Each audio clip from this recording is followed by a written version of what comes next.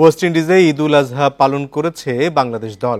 Facebook পেজে ছবি post করে দেশবাসীকে ঈদের শুভেচ্ছা জানিয়েছেন ক্রিকেটাররা। দেড় যুগ ধরে ভালোবাসার নিড়ে এসিআই পিওর সল্ট। সৌদি আরবের সাথে মিল রেখে উইন্ডিজে ঈদ পালন করেছে। সেন্ট ভিনসেন্টে একসাথে নামাজ আদায় করার পর ছবি তুলে সেটা সোশ্যাল মিডিয়ায় পোস্ট করেছেন অনেকে। এদিকে বাংলাদেশে ঈদের দিন নেপালের বিপক্ষে টি-20 বিশ্বকাপের ম্যাচ খেলবে শান্তর দল। সেন্ট ভিনসেন্টের কিংস্টাউনে নেপালের বিপক্ষে ম্যাচ।